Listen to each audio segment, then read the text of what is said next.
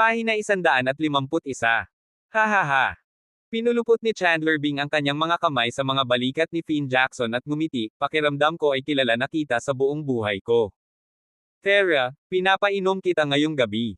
The Paramount Club ang pinakamagandang lugar ng libangan sa Shandale. Sa oras na ito, sa isang VIP box sa club, bukod kina Chandler at Finn, may isa pang batang Ginoo. Ang binata ay si Zach Jameson, ang young master ng isa sa 4 na malalaking pamilya, ang pamilyang Jameson. Speaking of which, inapo din sila ng isang sikat na pamilya. Isang kwento ang umiikot na ang kanilang mga ninuno ay ang pamilya ni Randy Jameson, isa sa 4 na big bosses ni Shandale noon. Napatingin si Zach sa namamagang mukha ni Chandler na nagtataka at nagtanong, "Dude, what happened to your face?" Uminom si Chandler ng isang baso ng alak at sinabing may malungkot na mukha, "Huwag mo akong simulan. Nasample ako ng 3 beses ngayon." "Ano ka noon?" Gulat na tanong ni Zach.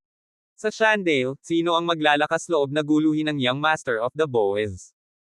Sa Shandale, nangingibabaw si Chandler maging si Zach, ang nangungunang pangalawang henerasyon, ay hindi nanganganib na maging mapangahas sa harap niya. May sumampal kay Chandler sa mukha, malaking balita iyon. Si Finn naman sa gilid ay medyo nagulat din. Hindi niya inaasahan na may maglalakas loob na saktan si Chandler. Mukhang hindi siya inimbitahan ni Chandler para lang sa ilang inuman na magkasama. Sinabi ni Chandler na may galit na galit sa mukha, sa pagsasalita tungkol sa bagay na ito, naiinis ako. Ngayon, gusto kong makasama ang asong iyon na si Lindsay Winson. Mga tao, ngunit sinaktan din nila ako, kabalbalan. Si Lindsay Winson ang pinakasikat na babaeng mga awit sa Amerosia. Siyempre, alam na alam ni Zach ang mga quirks ni Chandler. Chandler, sino ang mga taong iyon? I have no clue. They look unfamiliar and should not be locals. I mean, if they were, they would not risk being disrespectful to me. Si Chandler ay palaging tiwala sa kanyang autoridad. At saka, ang mga accent ni Carlos Martin et al. Ay nagbigay sa kanila. Parang hindi sila galing sa Shandale. Ito ay dapat na ilang mga out-of-towner na walang ideya kung sino ang kanilang pakikitungo. Nililigawan nila si kamatayan para maglakas loob na bugbugin ang sarili. Napaisip si Chandler. Curious na tanong ni Zach, "Are you going to let this go?" Puno ng galit si Chandler. Noong una, gusto kong bumalik sa aking ama para humingi ng tulong, ngunit napag-alitan ako kaagad pagdating sa bahay, at ngayon ay nasa isang kaayla-hilakbot na kalagayan. Kaya ako ay narito, kasama mo, umaasa na ang pagkakaroon ng kaunting inumin makakatulong. Kawili-wili. Zach chuckled, "Parang gusto mong ipaghiganti ka namin." Sabi ni Chandler, "Nabasa mo ang isip ko. Zach, tutulungan mo ang isang kapatid, tama?" Tinapik ni Zach ang dibdib niya at sinabing, "Huwag kang mag-alala, Chandler, problema mo ang problema ko. Mag-aayos ako ng ilang nangungunang manlalaban para tulungan kang makaganti sa lalong madaling panahon." Hahaha, awesome. Salamat pare.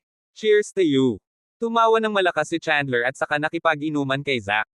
Pagkatapos mag-toast, tumingin si Chandler kay Finn Jackson at sinabing, "Zach, hayaan mong ipakilala ko ito si Finn Jackson, ang fighting master na kinuha ko, at tutulungan din niya ako sa pagkakataong ito." Medyo nalungkot si Finn. Naisip ni Chandler na tutulong si Finn nang hindi muna nagtatanong. Nakita ba niya si Finn bilang kontrabida niya? Ngunit ngayon, sa ilalim ng panggigipit ng sitwasyon, tumango lang si Finn at sinabing, "Anything you need, Chandler." Magaling, haha. Ngumisi si Chandler at inakbayan si Finn. "Finn, basta tulungan mo akong malutas ang problemang ito, maglalagay ako ng magandang salita para sa iyo sa harap ng aking ama at hihilingin sa kanya na ipaghiganti si Mr. Will." Nang marinig iyon, nagpapasalamat na sinabi ni Finn, "Salamat, Chandler." Sa oras na ito, maaari lamang maglagay ng pag-asa si Finn kay Chandler.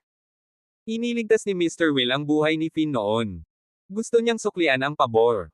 Pahina 152. Dapat makaganti si Finn Jackson para kay Wade Will. Tara, inom tayo. Kasunod nito, nagsimulang mag-toasting si Chandler Bing at ang iba pa. Ang Sparks Group ay naging sangay na ngayon ng Chester Group sa Shandale. Sa oras na ito sa opisina, nagtipon si Carlos Martin at ang iba pa. Ang opisina ay dating kay George Sparks, ngunit ngayon ay opisyal ng kay Carlos at Esther. George Sparks was holding a red invitation card in his hand. Mr. Martin and Ms. Esther, this is an invitation to a networking cocktail party hosted by Derek Bing, the master of the Boas. Would you want us to attend? Sa pagkakataong ito, malaki ang cocktail party na pinangunahan ni Derek. Halos lahat ng puwersa sa Shandale White Zone at Underworld ay inimbitahan. Sa makatuwid, hindi nakakagulat na ang isang pangalawang rate na negosyo sa Shandale tulad ng Sparks Group ay nakatanggap ng imbitasyon mula sa Boas. Sinulyapan ni Carlos ang imbitasyon at nakangiting sinabi, haha. Ang imbitasyon na ipinadala ng mga Boas syempre, dumalo kami. Tiningnan niya ang date, at mukhang bukas ng gabi. Nag-alinlangan si George, ngayong patuloy na naglalaban ang dalawang puwersa ng Boas at ng mga Wizard, tila hindi para sa dalisay na layunin ang cocktail party na ito. Ngumiti si Carlos at sinabing, syempre hindi. Sinisikap ni Derek Bing na bigyan ng babala ang lahat na huwag masyadong lumapit sa Wizards. Sa aking opinyon, ito ay isang kapistahan para sa isang espesyal na layunin. Nagmamadaling sinabi ni Esther, babe, nakaamoy ako ng panganib. Baka dapat na tayong lumayo. Ang mga pagtitipon na ginanap para sa mga espesyal na layunin ay kadalasang mapanganib. Niyakap ni Carlos si Esther at ngumiti, you can rest assured, baby. No matter what risk is hidden, I can fix it for you. Nang marinig ni George ang sinabi ni Carlos, napabuntong hininga siya sa loob. Paano kaya ayusin ni Carlos ang cocktail party ng Boas? Kung kumalat ito, iisipin ng mga tao na si Carlos ay isang baliw. George Sparks at Lindsay Winson, umalis ka na. Maya-maya lang, may ingay sa labas. Sa isang malakas na kalabog, sinipa ang pinto ng opisina. Pagkatapos, pumasok si Chandler na may nagbabantang presensya. Sumunod naman ang mga tauhan niya. Nang makita si Carlos at ang iba pa, napangisi si Chandler, nakakagulat. Sa inyong lahat dito, nakakatipid ito sa oras ko. Lahat kayo ngayon. Gayunpaman, hindi napansin ni Chandler na si Finn, na nasa gilid, ay nakita si Carlos at ang lahat, at ang kanyang mukha ay nagbago ng husto. Lalo na nang makita si Carlos, namutla ang mukha ni Finn, at tumulo ang malamig na pawis sa kanyang noo. Hindi sumagi sa isip niya na ang kausap ni Chandler ay si Carlos. Hindi niya malilimutan na 5,000 lalaki sa Pinkerton ang namatay sa kamay ni Carlos Martin. Noong araw na iyon, damaloy ang dugo sa Pinkerton na parang ilog. Sa ngayon, nang makitang muli si Carlos, si Finn ay napuno ng takot. Hindi maiwasang bahagyang manginig ang kanyang mga paa. Tumingin si Carlos kay Chandler na parang tulala. Ngayon lang nagpadala ng imbitasyon ang kanyang matanda, ngunit dumating ang anak para humingi ng gulo. Kakaibang pamilya. Lumapit si Zach Jameson, tumingin kay Carlos at sa iba pa, at mapang-uyam na sinabi, Chandler, ito ba ang taong gusto mong tanggalin? Mukhang hindi siya nananakot. Habang sinasabi niya iyon ay biglang dumapo ang mga mata ni Zach sa mukha ni Esther, at agad na nagningning ang kanyang mga mata. Ngumiti siya ng hindi desente, Chandler, nice chick. Sa wakas ay napansin ni Chandler si Esther. Kahapon, hindi niya ito nakita dahil naalimpungatan siya sa 3 sampal ni Carlos. Pero ngayon, hindi niya maiwasang mapangiti. Spot on. She must be a good girl, Zach. How about I let you have a taste of her later? Oo naman. Salamat, kuya. Hahaha. Nagtawanan silang dalawa na parang walang ibang tao. Pahina 153. Nang marinig ang masasamang usapan ni Chandler Bing at Zach Jameson, napagalitan si Esther Jefferson na may masamang tingin, nakakahiya kayong dalawa. Napakalamig ng mukha ni Carlos Martin sa mga oras na ito. Ang dalawang ito ay naglakas loob na maging bastos sa kanyang asawa, hindi mapapatawad. Nang mapansin ni Chandler at Zach na patuloy na hinahamon ang bottom line ni Carlos, natuyo ang lalamunan ni Finn. Hindi siya nakaimik. Chandler Bing, lumalabas ka na sa linya. Sa sandaling ito, tumayo si Lindsay at sumigaw. Sinulyapan ni Chandler si Lindsay at nginisyan, Lindsay Winson, huwag kang maging kampante. Malalaman mo ang halaga ng hindi kasiyahan sa akin sa isang sandali. Ikaw. Nanginginig sa galit si Lindsay. Ang mga taong tulad ni Chandler Bing ay hindi makatwiran. Sa sandaling ito, nanginginig sa takot si George sa tabi niya. Bukod kay Chandler, nandoon si Zach. Dapat mong malaman na si Zach ay ang young master ng pamilya Jameson, isa sa 4 na pangunahing pamilya. Parang napahamak siya. Si Chandler ay tahimik na nag-isip sa kanyang puso siya ay nasa malaking problema sa oras na ito. Tumayo si Carlos, tumingin sa kanya, at sinabing may malamig na mukha, I let you go last time, but what makes you confident that you can escape this time and dare to ask for trouble again? Parang hindi ka natuto. Lesson mo ba? Sabi ni Chandler na may halong hinanakit, Carlos Martin, huwag kang maangas. Ngayon ang araw ng iyong kamatayan. Halika, kunin mo sila. Patayin ang lalaki, at ipaubaya sa akin ang babae. Si Chandler ay prangka. Pumunta siya dito sa pagkakataong ito para maghayganti kay Carlos. Patayin mo siya. Sa isang utos, ang mga manlalaban na dinala ni na Chandler at Zack ay sumugod lahat kay Carlos. Walang aksyon si Finn Jackson. Ang takot niya kay Carlos ay nanigas ang kanyang katawan. Bago pa makashoot si Carlos ay sumugod na si Tiger sa gilid. Sa ilang malalakas na kalabog, bumagsak ang lahat ng kanilang mga tao sa lupa. Ano ba? Nang makita ang nangyari, napatulala sina Chandler at Zack. Lalo na, walang ideya si Zack na napakalakas ni Carlos at ng kanyang mga tauhan. Sa pagkakataong ito, dinala niya ang lahat ng fighting masters mula sa pamilya. Madalas, umaasa siya sa mga ito upang suportahan siya kapag siya ay may mga maling gawain at upang tulungan siyang tumakas. Ngunit ngayon, sa wakas ay alam na niya kung bakit binugbog si Chandler Bing. Malamig na tinitigan ni Carlos sina Chandler at Zack, I was about to let you two go, but then you insulted my wife. Unforgivable. Tumingin siya kay Tiger, Tiger, turuan mo sila ng leksyon. Baliin ang isa nilang paa, bawat isa. Oo naman, Master. Ngumiti si Tiger at naglakad palapit sa dalawa. Napatingin ang dalawa kay Tiger na parang nakakita ng demonyo at biglang naghiyawan. Alam mo ba ang ginagawa mo? Ako ang young master ng mga boa. Nabalitaan mo na ba ang apat na malalaking pamilya, ako ang young master ng mga Jameson. Kung gagawin mo ang anumang bagay na makakasakit sa akin, hindi ililigtas ng pamilya ko ang buhay mo. Hinawakan ni na Chandler at Zack ang kanilang mga putol na binti na may masakit na ekspresyon. Hinaplos ni Tiger ang kanyang mga palso at mapang-asar na sinabi, wala akong pakialam kung ikaw ang master ng mga boas o ang young master ng pamilya Jameson. Kahit na ikaw ang hari ng langit, hindi ito makakatulong sa iyong sarili. Mukhang nanghihinayang si Zack sa puntong ito. Kung alam niya ng mas maaga, hindi na siya pupunta para maghayganti para kay Carlos at sa iba pa para ipaghiganti si Chandler para sa tinatawag nilang kapatiran. Ngayon napunta siya sa isang bali ng paa na nakakaawa. Hindi man lang tumingin si Carlos kay Chandler, dumiretso siya kay Finn. Ikaw. Ako. Tumingin si Finn kay Carlos na nakabuka ang bibig at sa wakas ay nasaran ng loob at hindi makapagsalita. Napangiti si Carlos. Hey buddy, hindi ko alam na pumunta ka sa Chandale mula sa Pinkerton.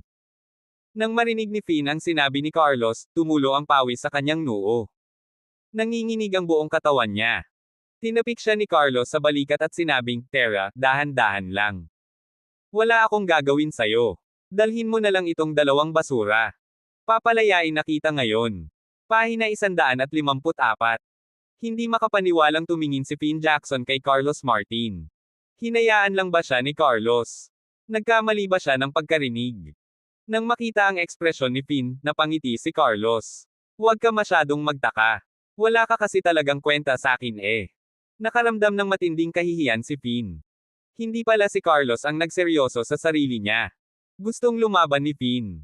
Gusto niyang umungol. Ngunit ang pag-iisip ng kawalan ng pag-asa na kapangyarihan ni Carlos ay nagpatalsik sa kanya sa ideya. Walang anumang kalokohan, umalis si Finn kasama sina Chandler at Zack. Natatakot siya na kapag hindi siya tatakbo ay hindi mapigilan ni Carlos na magpakamatay. Nang makitang umalis si Finn at ang iba pa, nagtanong si Tiger, Guro, bakit hindi namin sila pinatay? Ngumiti si Carlos at sinabing, napanood mo na bang mabuti kung paano makitungo ang isang pusa sa kanyang daga? Kung mas mabagal ang pagpapahirap, mas masaya ang proseso. Hindi magiging ganoon kasaya kung tatapusin natin ang laro ng mabilis. Nang marinig ang mga salita ni Carlos, hindi maiwasan ni Tiger na obserbahan ang 1 minutong katahimikan para kay Chandler at sa dalawa pa. Si George Sparks at Lindsay Winson ay lubos na nagulat. Si Chandler at ang iba ay dumating upang maghayganti sa isang mabangis na paraan. Sa hindi inaasahan, sa halip, nabali ang isang paa niya ni Carlos. Well. Tumingin si George kay Carlos, nag-aalangan na magsalita. Siya ay nanatili sa unang lugar dahil ayaw niyang umalis sa kumpanyang itinatag ng kanyang sarili, at sa kabilang banda, nais din niyang makita kung makakaya ni Carlos ang paghihiganti ni Chandler. Ngayon parang masyadong mabangis si Carlos. Hindi lang niya nabali ang isang paa ni Chandler, kundi maging si Zack, ang master ng mga Jameson, ay nabali ang isang paa niya. Nangangahulugan lamang na sinaktan ni Carlos ang mga Boaz at ang mga Jameson. Hindi ba siya natatakot na kitilin nila ang kanyang buhay? Tumingin si Carlos kay George at sa iba pa at nakangiting sinabi, nasabi ko na dati manatili ka sa akin, at iingatan kita. Huminga ng malalim si George. Salamat. Pinahahalagahan ko ito, Mr. Martin. Hanggang sa sandaling ito ay nagpasya siyang manatili at magtrabaho para kay Carlos. Ngumiti si Carlos pero hindi nagsalita. Tulad ng para kay Lindsay Winson, hindi siya sigurado kung ano ang dapat niyang sabihin. Chance encounter lang sa labas ng airport. Hindi niya inaasahan na makakatagpo siya ng ganoong tao sa kapangyarihan. Finn, kilala mo ba yung taong yon? What the hell happened? Pagkaalis ng Sparks Group, nag-aalalang tumingin sina Chandler at Zack kay Finn. Isang mapait na ngiti ang ibinigay ni Finn. Siya ang pumatay kay Mr. Will. Ano? Nagulat si Chandler. Si Carlos Martin ang taong pumatay kay Mr. Will. Ipinaliwanag ni Finn, ang pangalan ng lalaki ay Carlos Martin, at napili siyang maging live-in-in-law ng pamilyang Jefferson sa East Coast. 5 taon na ang nakalilipas, umalis siya sa East Coast. At bumalik ang lalaki. Kani-kanina lang. Pagkatapos niyang bumalik, niwalis niya kaagad ang East Coast at Pinkerton. Pagkatapos, bumantong hininga si Finn. Tila ang pagdating ni Carlos kay Shandale ay magsisimula ng isang malaking madugong bagyo dito. I don't freaking care who the heck he is. In short, nabali niya ang isang paa ko, pahihirapan ko siya. Nagtatampo na sigaw ni Zack. Bilang young master ng pamilya, hindi pa siya nakaranas ng ganoong kahihiyan may nabali ang kanyang binti, kung kumalat ito, baka mamatay siya sa Shandale. Bahagyang napabuntong hininga si Finn, walang kwenta kung sabihin ito ngayon, mas mabuting dalhin na muna kita sa ospital. Hindi tumanggi sina Chandler o Zack. Kasi naman, nabali ang bawat binti ni Carlos. Kung hindi sila magamot sa lalong madaling panahon, maaari silang malato o mas malala pa. Ang imbitasyon sa party ay mula kay Derek Bing, Master of the Boaz. Sa loob ng ilang panahon, yumanig ang White Zone at ang Underworld sa Shandale. Bagamat si Derek ang pinuno ng mga Boaz, nanatili siyang mababang profile. Pahina 155. Ito ang unang pagkakataon na nag-ayos ng party si Derek Bing sa ganoong kalaking okasyon. Ang mga nakatanggap ng imbitasyon ay dumating sa lugar ng pagtanggap sa lalong madaling panahon. Pagkatapos ng lahat, ang Boaz ang pinakamalaking gang sa Shandale. Iginagalang at kinatatakutan nila si Derek Bing, at walang nang ahas na tanggihan ang kanyang imbitasyon. Ang huling bagay na gusto nilang gawin ay masaktan ang makapangyarihang taong ito kung gusto pa rin nilang magkaroon ng matatag na posisyon sa Shandale ngayon at sa hinaharap. Sa sandaling ito, ang pasukan ng Shandale Pearl Tower ay naging masikip. Ang pag-host ng cocktail party sa landmark na gusali ng Shandale ay nagsalita tungkol sa impluwensya ni Derek. Bukod dito, inireserba niya ang buong Pearl Tower ngayon. Kasabay nito, huminto ang isang Mercedes-Benz sa pasukan. Pagkatapos, bumaba sa kotse sina Carlos at Esther, at iba pa. Ang daming tao. Namangha sina Lindsay Winson at George Sparks nang makita nilang halos lahat ng matataas na tao sa Shandale ay natipon dito. Ang isa sa kanila ay isang superstar, at ang isa ay ang dating may-ari ng Sparks Group, at gayon pa man sa Shandale, hindi pa rin sila kwalipikadong makapasok sa tunay na upper circle. At sa unang pagkakataon na ginawa nila ito ngayon, sila ay nalulula. Walang ekspresyon sina Carlos at Esther. Ang isa ay tila dismissive, at ang isa ay nasanay na lamang. Mula nang magkabalikan si Carlos, nakita at napuntahan na niya ang lahat ng uri ng malalaking eksena. At hindi siya nagulat ng party na ito. Napangiti si Carlos. Mauna na kayong pumasok, papunta na ako sa parking lot. Nang marinig ang sinabi ni Carlos, naunang pumasok si Esther at ang iba pa sa reception. At nag-drive siya para maghanap ng parking space. Dahil napakaraming tao ngayon dito, halos puno na ang mga parking space. Sa wakas ay nakahanap na ng paradahan si Carlos at papasok na sana. Biglang may isang Lamborghini na sumugod at humarang sa kanyang daraanan. Dude, umalis ka nga. Tinawagan ko si Dib sa parking spot. Isang binata na may blonde na buhok ang lumabas sa bintana ng sasakyan at mayabang na ekspresyon ang sinabi. Boom! Hindi siya pinansin ni Carlos, at dir-diretsong pinaharurot ang sasakyan, natomba ang Lamborghini. Then with the tail swing, he perfectly parked the car in that spot. Bumaba siya ng sasakyan, nilock ito, at akmang aalis na. Hoy, tahan na! Sumugod ang binata na may blonde na buhok at sumigaw. Nababaliw na ang binata. Ito ang unang pagkakataon na nakakita siya ng ganoong kangas na tao. Hindi lang kinuha ng taong ito ang parking spot mula sa kanya, kundi sinaktan din niya ang kanyang kotse at umalis tulad ng isang dominanteng saloobin. Hindi niya kinuha sa kanyang mga mata ang young master ng pamilya Laydon, isa sa 4 na pangunahing pamilya. Dude, nabangga mo ang kotse ko, at aalis ka na. Alam mo ba kung sinong pinagkakaguluhan mo? Sinulyapan ni Carlos ang dilaw na buhok na binata at mahinang umiling. Bakit ko naman malalaman? Nagalit agad ang binata. Siya ang panganay na anak ng pamilya Laydon, at ligtas na sabihin na lahat ng tao sa Shandale ay kilala siya. Bakit wala ang lalaking nasa harapan niya? Makinig ka, ako ang young master ng pamilya Laydon, Benson Laydon. Pagkatapos magsalita, may pagmamalaki sa mukha ni Benson. Sa Shandale, kilala si Benson Laydon, Chandler Bing, Zach Jameson, at Braden Styles bilang Shandale 4 Young Masters. Sila ay 4 na fops na palaging maling pag-uugali. Wala silang nagawang mabuti. Sino si Benson Laydon? Kumunat ang noo ni Carlos. Hindi ko alam ang masamang pangalan. Ikaw. Binigay na niya ang pangalan niya, pero hindi pa rin alam ni Carlos kung sino siya. Hindi ba taga Shandale ang lalaking ito? Nagtaka si Benson. Please don't get in the way. I have a cocktail party to attend, naiinip na sabi ni Carlos. Mayabang na sabi ni Benson. Pupunta ka sa cocktail party. Niloloko mo ba ako? Isa ka lang sa driver ng mga bisita, di ba? Casual ang suot ni Carlos at hindi naman mukhang mahal, walang pinagkaiba sa kasuotan ng driver. Pahina 156. Lalo na, si Carlos ang nagmaneho ng Mercedes-Benz. Lahat ng naririto upang dumalo sa piging ay ang big shot sa Shandale. Ang kanilang mga sasakyan ay nagkakahalaga ng milyon-milyong dolyar. Sa makatuwid, naisip ni Benson na si Carlos ay isang driver lamang, at ang kanyang amo ay hindi isang malaking shot, ngunit isang ordinaryong negosyante. Sa pag-iisip nito, muling nagtiwala si Benson.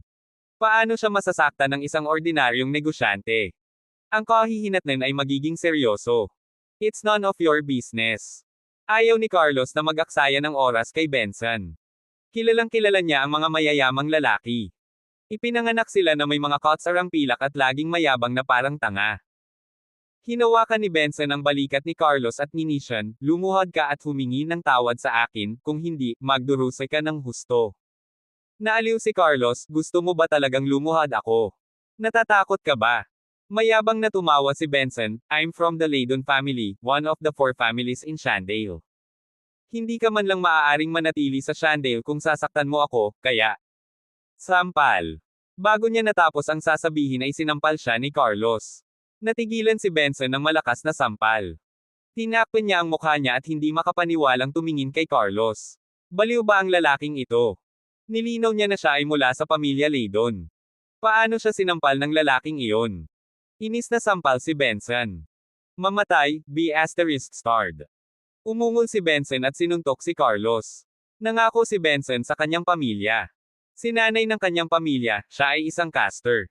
How dare that guy na sampelan siya? Papatayin niya ang lalaking iyon. Ha! Sa kasamaang palad, nahawakan ni Carlos ang kamao niya. Ngumuso si Carlos, hindi ka sapat para tumahol sa akin. Basag. Pinahit ni Carlos ang kanyang palso at nabali ang kanyang braso. Ah! Napayuko si Benson at napasigaw sa sakit. Hindi man lang siya nilinga ni Carlos. Diretso siyang umalis. Anak ng ****Turk. Papatayin kita. Galit na sigaw ni Benson habang pinagmamasdan si Carlos na umalis. Walang pakialam si Carlos kay Benson. Nanatili lang siyang malamig at walang pakialam na mukha na para bang langgam lang si Benson na ikinainis ni Benson. Makalipas ang ilang sandali, naibsan ang sakit. Tumayo si Benson at nagmura, "You dared to slap me, *****. You will pay the price." Pagkasabi nun ay pumulot siya ng malaking bato at naglakad papunta sa sasakyan ni Carlos. Bang! Sa isang malakas na kalabog, nabasag ang bintana. Tumawa si Benson, ha? Tanga, sisirain ko muna ang sasakyan mo. Bang! Bang! Bang! Makalipas ang 3 minuto, tuluyang nasira ang sasakyan ni Carlos. Inakala ni Benson na gumaan ang loob niya matapos niyang sirain ang sasakyan. Sumakay siya sa kanyang sports car, pinaandar ang gasolina, at pinaandar ang kanyang sasakyan para matamaan si Carlos. Bang! Bang! Bang! Tuluyang nabangga ang sasakyan ni Carlos sa kabilang side.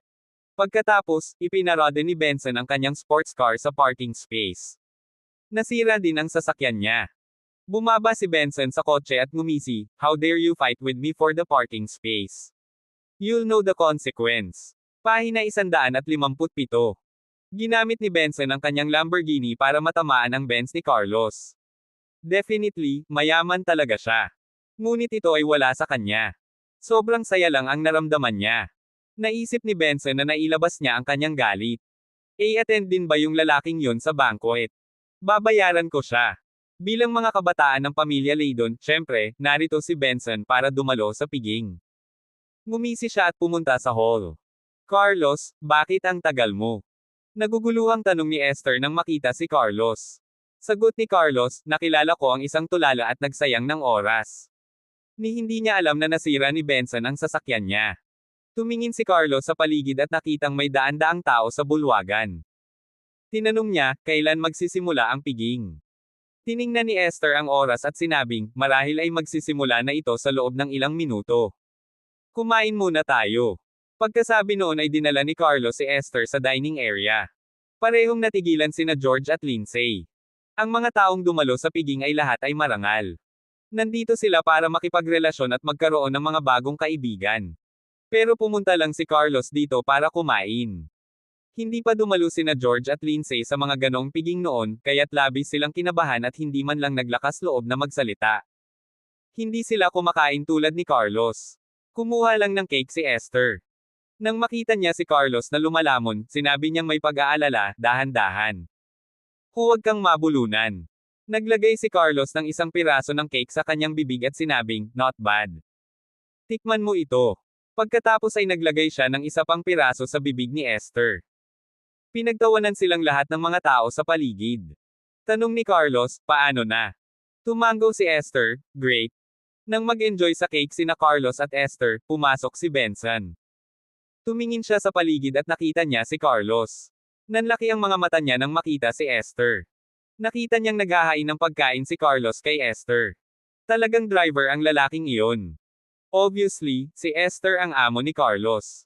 Sa pag-iisip nito, naglakad si Benson patungo kay Carlos. "Benson." Pero may tumawag sa kanya. Lumingon si Benson at nakita si Zach at Chandler. May hawak silang mga tungkod at pasuray-suray. "Anong nangyari sa'yo?" Curious na tanong ni Benson. Bilang mga anak ng 4 na pamilya sa Shandale, sina Benson, Chandler, at Zach ay nagkaroon ng magandang relasyon. The asterisk man, never mention it. May binugbog tayo. Nanlumos sina Chandler at Zach nang banggitin nila ito. Buti na lang at nadala sila sa ospital sa tamang oras. Hindi sila nawalan ng mga paa, ngunit kinailangan nilang maglakad gamit ang mga tungkod sa loob ng ilang buwan. Nagngangalit sila sa tuwing naiisip nila ang mukha ni Carlos. Tanong ni Benson, sino ang nang-ahas na gawin ito sa Shandale? Sa mga mata ni Benson, walang sino man sa Shandale ang nang-ahas na saktan sina Chandler at Zach. Palagi nilang binubuli ang mga tao, ngunit walang nang-ahas na bubuli sa kanila. Baliw lang. Forget it. Pahina 158. Ayaw pag-usapan nina Chandler at Zach si Carlos. Kung tutuusin, nakakahiyang pag-usapan ang isang taong nambugbog sa kanila. Naku, nabalitaan ko na maraming modelo at marangal na babae sa handaan.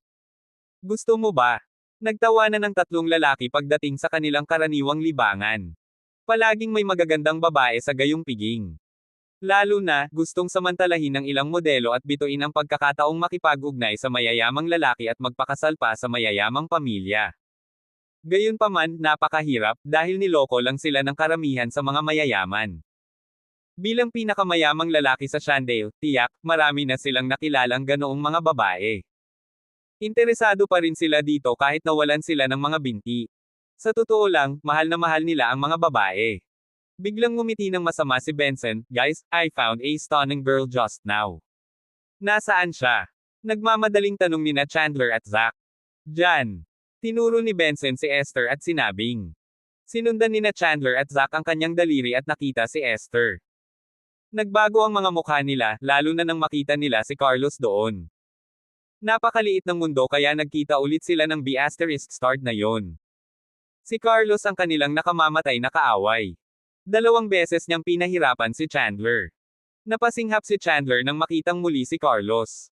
Pero hindi siya naglakas loob na i-provoke si Carlos, dahil takot siya sa kamao ni Carlos. Paano kung bugbugin ulit siya ni Carlos? Nagkatinginan sina Chandler at Zack at saka sinabing, interesado ka ba sa babaeng iyon? Oo, pero konti lang. Higit sa lahat, na-offend ako ng driver niya. Sabi ni Benson. Nagmamadaling nagtanong ang dalawang lalaki, paano ka na-offend ng driver na iyon?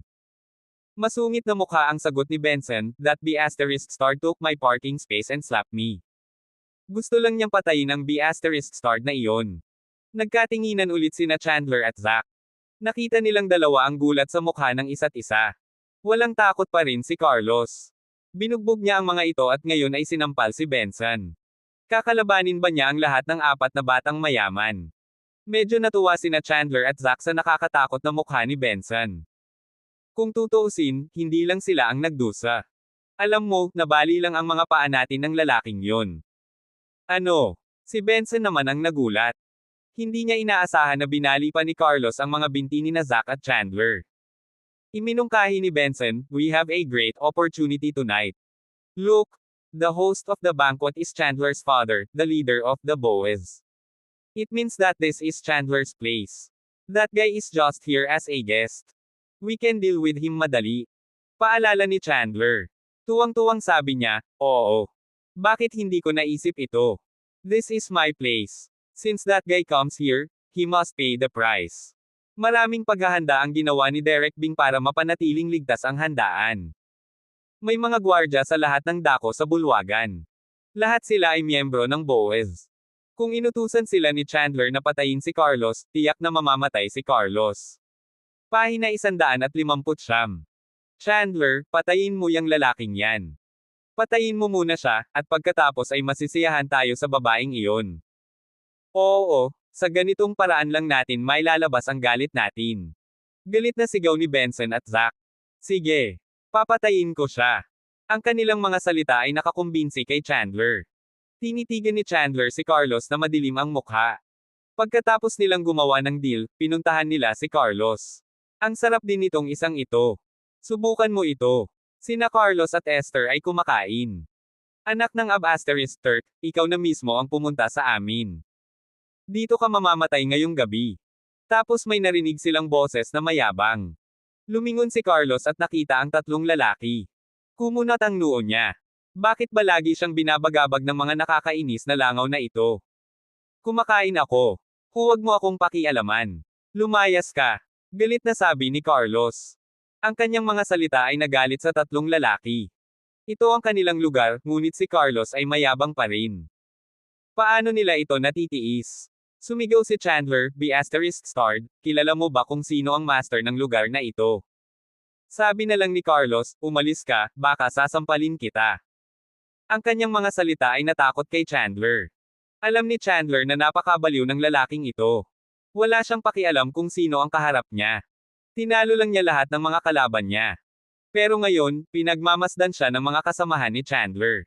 Akala ni Chandler ay hindi niya hahayaang pagtawanan siya ng mga ito. Hindi ka maglakas loob. Sampal. Bago natapos ni Chandler ang kanyang mga salita, sinampal siya ni Carlos. Bang! Sa napakalakas na putok, bumagsak si Chandler sa lupa. Nagkaroon ng patay na katahimikan sa bulwagan. Walang nang ahas gumawa ng ingay. Dinilat nila ang kanilang mga mata at hindi makapaniwala. Ang Panginoon ng mga Boys, si Chandler Bing, ay sinampal ng isang kapalit. Napatingin silang lahat kay Chandler na parang hindi makapaniwala. Iniluwa ni Chandler ang mga sirang ngipin at dugo. Nakaramdam siya ng sobrang hiya nang makita ang napakaraming mata. Pangalawang beses na siyang sinampal ni Carlos. Naiirite siya. Mr. Bing, anong nangyari? Lumapit ang pinuno ng mga gwardya at nag-aalalang tinanong si Chandler. Tinuro ni Chandler si Carlos at sumigaw, sinampal niya ako. Patayin mo. Matapos marinig iyon, tumayo ang pinuno at inutusan ang lahat ng mga gwardya, sinampal ng lalaking iyon si Mr. Bing. Patayin siya. Pagkatapos, daan-daang gangster ng mga boas ang sumugod kay Carlos. Lahat ng tao dito ay naawa kay Carlos. How dared he slap Chandler at the banquet? Hindi ba niya alam na ang host ay ang ama ni Chandler? Masayang pinanood ito ni Zack at Benson.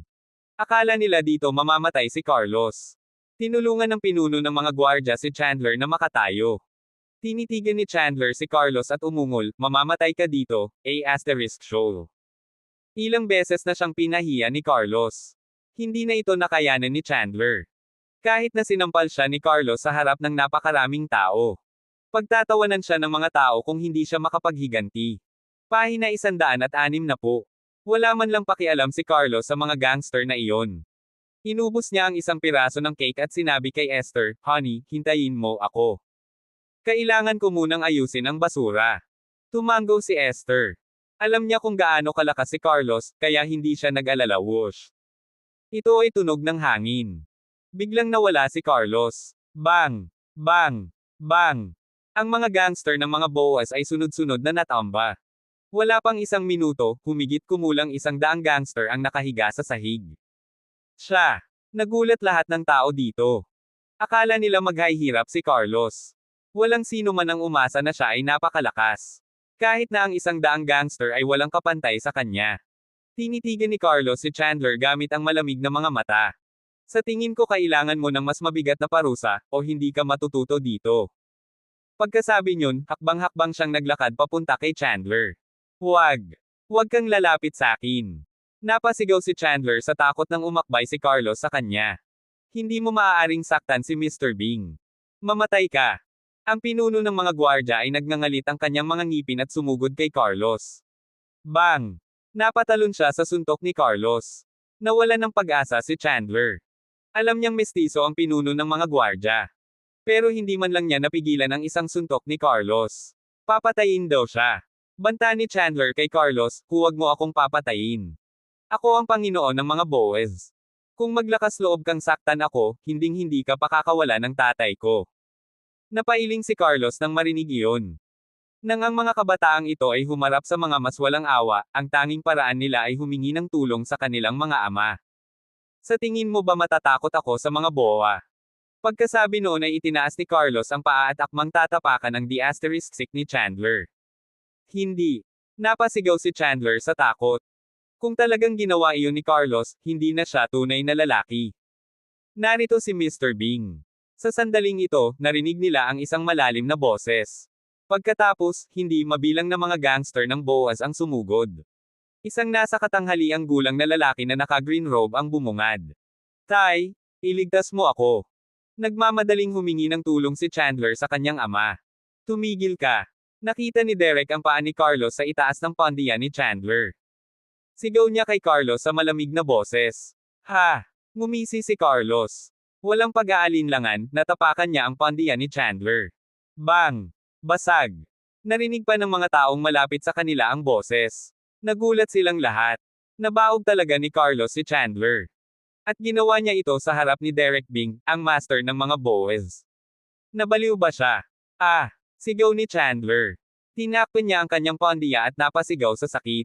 Nawala na ang ari niya. Natakot din sina Zack at Benson nang makita nila ito. Nagkatinginan sila at nakita nila ang takot sa kanilang mga mukha. Siguradong baliw si Carlos. Nabasag niya ang ari ni Chandler. Siya ba ay magiging laban sa mga boes? Ikaw. Tinuro ni Chandler si Carlos at hindi pa rin makapaniwala dito. Talagang ginawa iyon ni Carlos sa kanya. Magiging inutil ba siya sa buong buhay niya?